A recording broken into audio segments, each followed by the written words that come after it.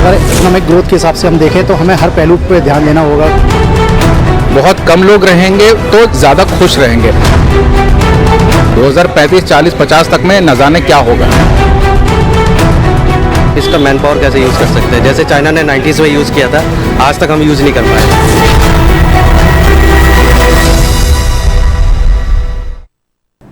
निश्चित तौर पर बढ़ती जनसंख्या के लिए जरूरी है जरूरी व्यवस्था करने के लिए सरकार के पास सब रास्ते हों और सही रास्ते हों, क्योंकि हम समझते हैं कि जनता समझती है कि सबसे बड़ा संकट बढ़ती आबादी को रोजगार दिलाना है और ये आज के टाइम में एक बहुत बड़ी चुनौती है।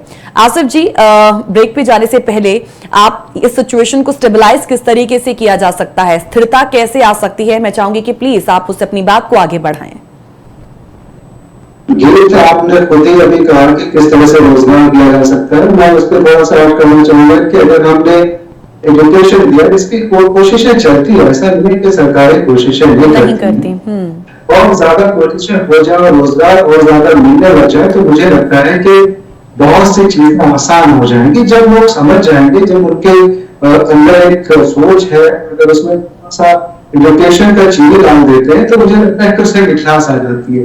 और उसके बाद जो है इसे आसान हो जाती है। जैसा मैंने कहा कि युवाओं का जो ये देश, इसमें आपको पता ही होगा, आप खुद बहुत ही एक्सपीरियंस जर्नलिस्ट आप हैं, 15 से 64 साल की जो आयु वर्ग के लोग हैं ना, एज ग्रुप के लोग हैं, वो 68% है। अब अगर 68% लोगों को 15 से 64 साल के हों, जिसको आप उसमें अगर 20, 25, 30 को भी लाते और एवरेज आप इसको देखें तो आपको उन लोगों को किस चीज कर सकती है? उन लोगों को आपने रोजगार की बात कही और सही दिशा दिखाने की जरूरत पड़ सकती है। तो आपके देश के लिए, हमारे देश के लिए इतनी बड़ी वो ताकत हो सकती है जिसका अंदाजा आप और हम बड़ी आसानी से लगा सकते हैं। क्योंकि वहां पे आप देखें कि 25% ऐसी आबादी है जो आपको 14 साल जो है ना, एडोलेसेंस का जो एक एज होती है, और वहां से आप उसको सिखा, इतनी बड़ी 25% की आबादी। और इसमें बहुत सी चीजें और भी समझने की ये जरूरत है हम सबको, जिसमें रीजन हो जाती है कई चीज। हमारे जैसा मैं भी थोड़ी देर पहले आपसे कह रहा था कि पूरे दुनिया की आबादी जो उससे 18% तो हमारे हिंदुस्तान में रहती है लगभग, और 18% आबादी चाइना में रहती, तो कितना होगा 36।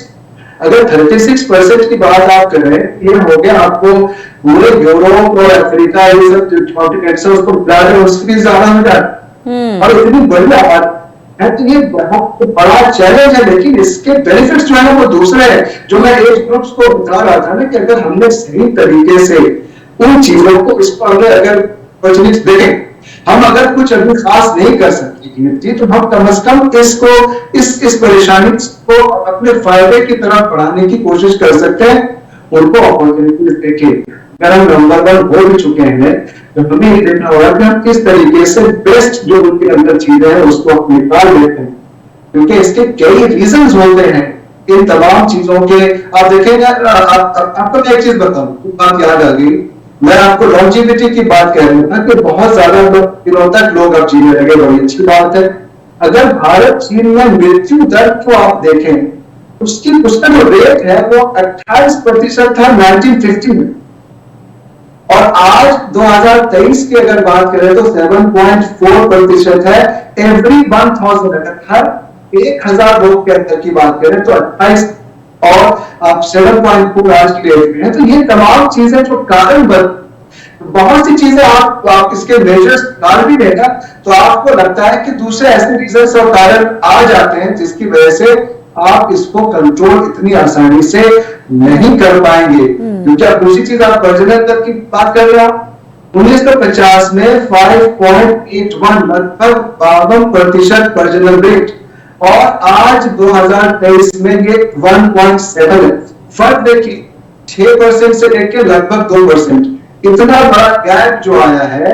और जो मृत्यु दर भी मैंने आपसे बताया, उसमें भी दोबारा एक चीज और ऐड कर दूं कि 1000 के बीच वाले 23 लोग और 7.36 यानी 8 लोग की अभी लिस्ट आ गया आज 2023 के अंदर।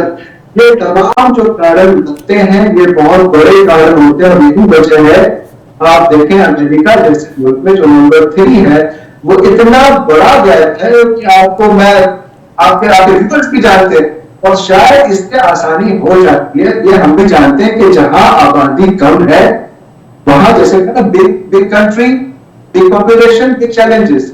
जहां छोटी आबादी, जैसे मैं कुवैत में था साहब, कुवैत के अंदर की आबादी बहुत कम है, वहां का पर कैपिटा इनकम देखिए कि कितना ज्यादा है। वहां के आप करेंसी की रेट देखिए तो दुनिया की सबसे बड़ी करेंसी है।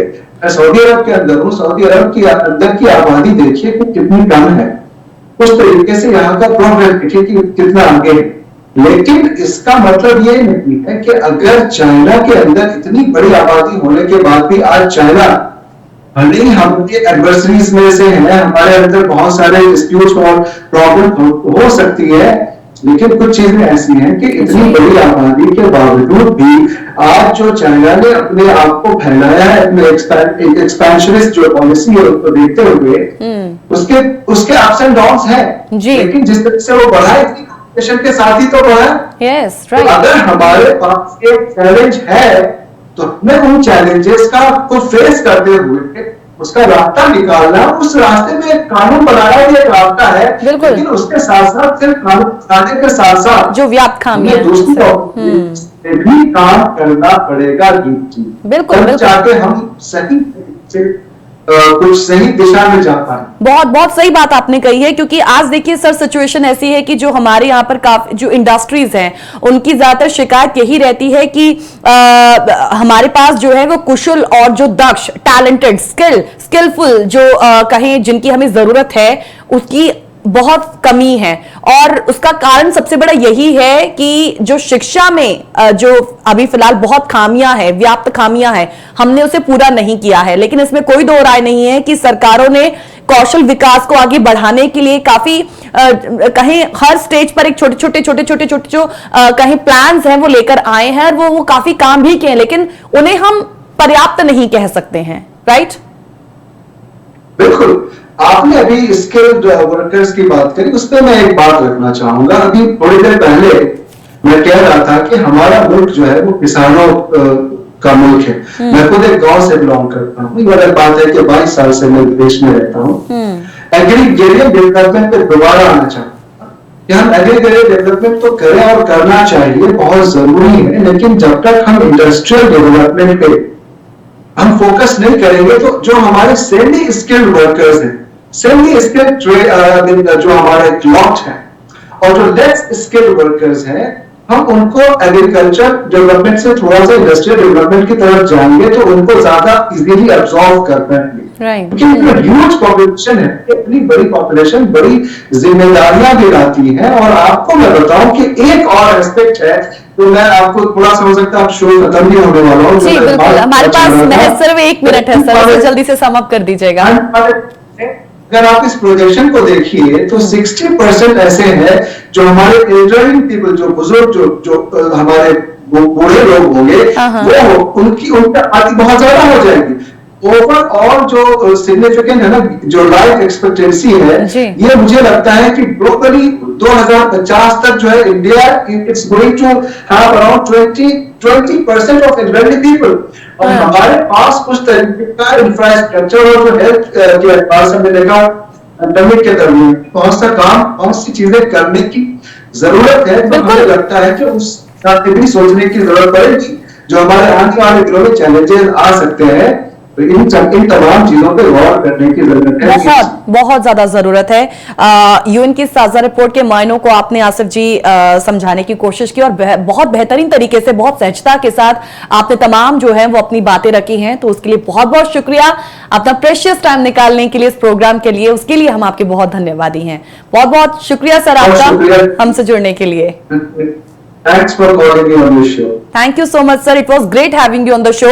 And आसिफ रमीज जी जो हमारे साथ आज जुड़े और उन्होंने आज इस यूएन रिपोर्ट और भारत की जो जनसंख्या अब बड़ी है और वर्ल्ड चैंपियन जो है वो बन चुका है, हालांकि चैलेंजेस उतने ही हैं, कानून की बात नहीं, लेकिन हाँ जो अभी फिलहाल खामियां हैं उसको दुरुस्त यहां पर करने की जरूरत है।